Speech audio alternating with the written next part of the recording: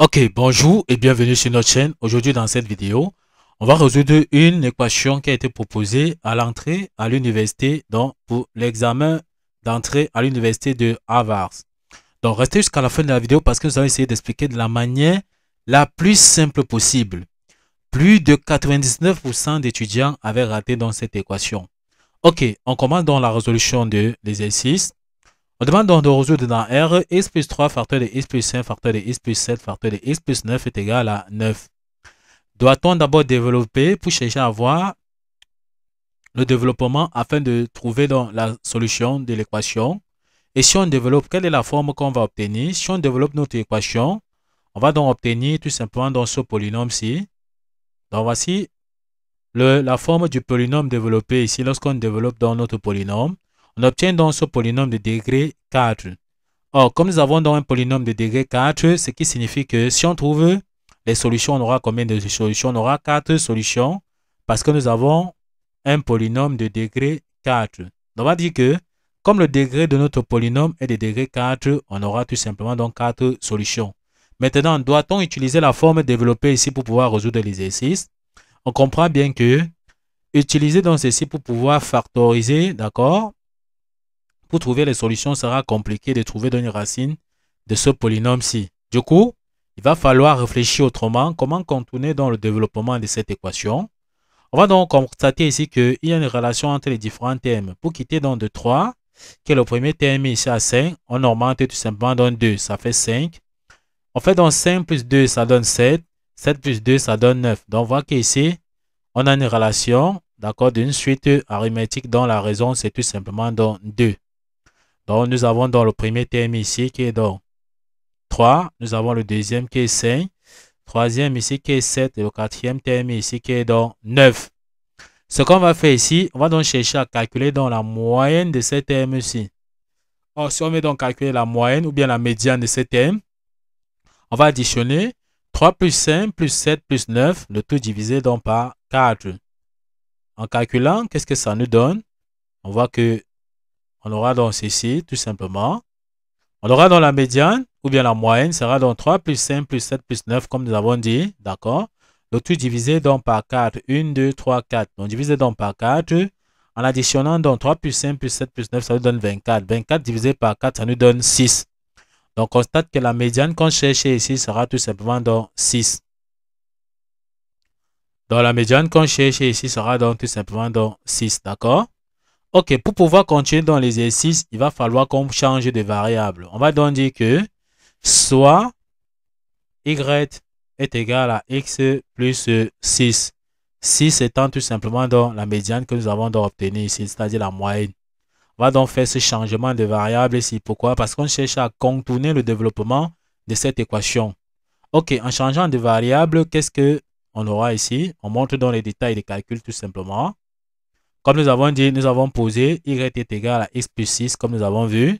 On va dire que pour chaque terme que nous avons ici, en remplaçant donc de chaque côté par y, on enlève donc moins 3. Comme c'est plus 3, là, on met donc moins y moins 3. Et ici à droite qui est x plus 3, on enlève aussi 3. D'accord? Ça veut dire que l'équation ne change pas. Donc si on fait donc y moins 3 égale à x plus 6 moins 3, ça nous donne 6 moins 3, ça ira égal à x plus 3. On voit que x plus 3 correspond à y moins 3. Donc ici, on peut dire que x plus 3 ici, correspond à y moins 3. De la même façon, on continue ici. Nous avons plus 5 ici. Donc on va enlever y moins 5 égale à x plus 6 moins 5. C'est ce que nous avons donc fait ici. En calculant, ça nous montre que y moins 1 sera égal à x plus 5. Donc x plus 5 sera égal à y moins 1. Donc ici, on met donc tout simplement ici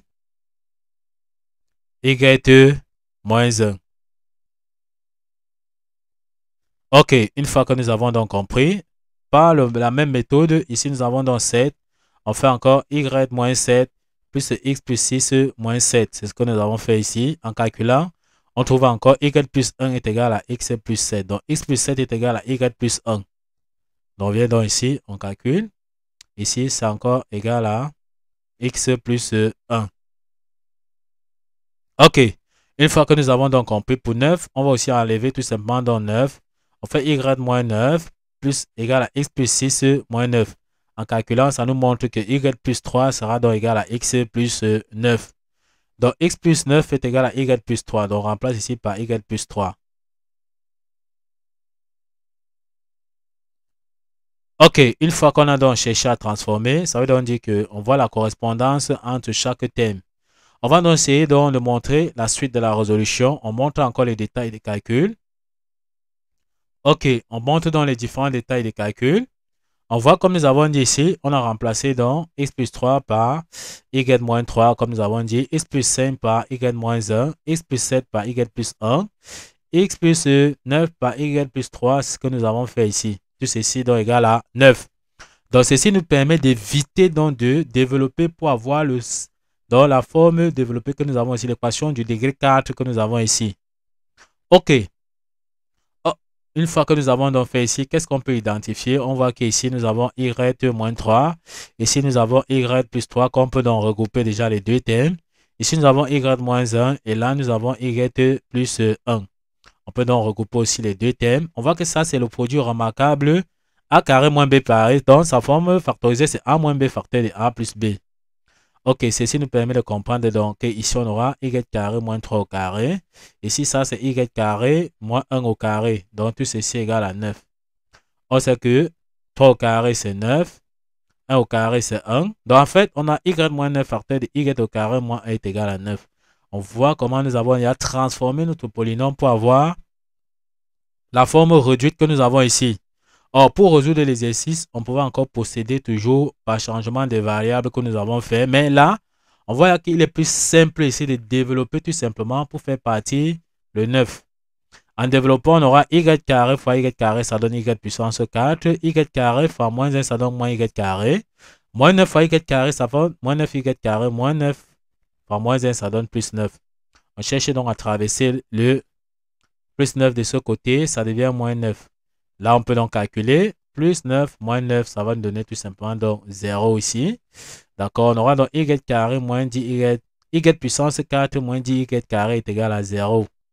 Ok, on met donc y carré en facteur parce que on sait que y puissance 4, c'est encore y carré fois y au carré.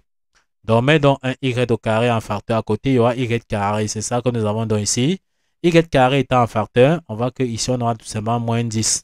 On va essayer dans le moins 10 de manière à ce que si on développe, on aura y carré fois y carré, ça veut dire plus 4, y carré fois moins 10 y carré fois moins 10, ça nous donne tout simplement donc moins 10 y carré. Ok, on va donc chercher à résoudre tout simplement dans notre équation ici, d'accord? Ce qui signifie que y carré sera égal à 0 ou bien y carré moins 10 égal à 0.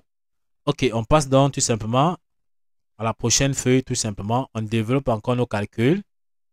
Montrer les étapes de la résolution.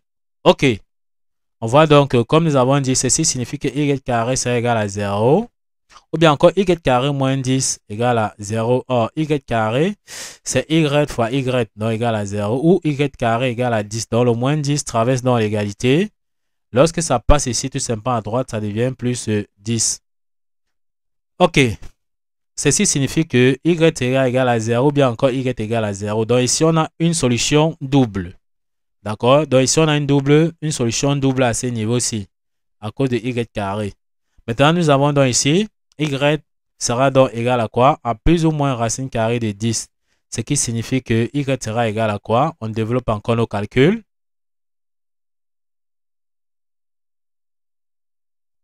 Ok, une fois qu'on a développé les calculs, ce qui signifie que y sera égal à plus 10, y est égal à moins 10 parce qu'on a dit y est égal à plus ou moins racine carrée de 10. Ok, y est égal à 0, y est égal à 0, la solution double que nous avons vue, d'accord? Maintenant, or, au début, nous avons déjà vu que y était égal à x plus 6, d'accord? Maintenant, pour chaque valeur de y, on doit avoir une valeur de x. Or, on sait bien que c'est x que nous voulons. On avait juste fait un changement de variable. On va donc dire ici que pour y égale à 0, donc on remplace ici y par 0. On a donc ceci. On a donc 0 égale à x plus 6. Ceci nous permet de comprendre que x est égal à moins 6. Parce que, donc, le 6 passe ici, ça devient moins 6. D'accord? Ce qui fait que x est égal à moins 6. Ok, pour y égale à plus racine carrée de 10, on vient ici, on remplace y par plus racine carrée de 10 sera donc égal à x plus 6. On cherche à tirer x. Racine de 10 est déjà ici à droite. On fait passer tout simplement le plus 6 à gauche. D'accord, ça devient moins 6. Donc x est égal à moins 6 plus racine carrée de 10. On prend encore l'autre valeur de y. Y est égal à moins racine carrée de 10. On remplace encore y par sa valeur. Moins racine carrée de 10 égale à x plus 6. On cherche toujours à tirer le x. On fait encore ici à gauche, nous avons un moins racine de 10 qui est là. On fait passer le plus 6 du côté gauche. Lorsque ça traverse, ça devient tout simplement donc moins 6. Donc lorsque ça traverse ici, pour aller ici, ça devient moins 6. C'est pour ça qu'ici, on a donc x est égal à moins 6 moins racine carrée de 10. En fait, on voit donc que on ouvre donc tout simplement l'accolade ici, on met nos solutions à l'intérieur. Nous avons donc moins 6 ici, moins 6 moins racine carrée de 10 que nous avons vu. D'accord, nous avons vu moins 6 moins racine carrée de 10. Nous avons vu moins 6 plus racine carrée de 10 ici.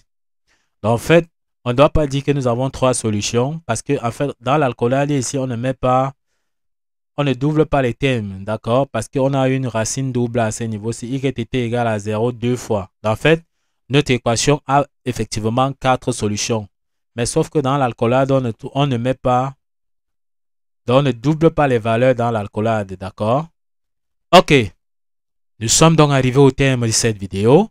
Ne manquez pas de vous abonner à la chaîne, de liker la vidéo, de partager la vidéo aux proches et amis et d'activer donc la cloche de notification pour ne plus manquer nos prochaines vidéos. Sur ce, à bientôt!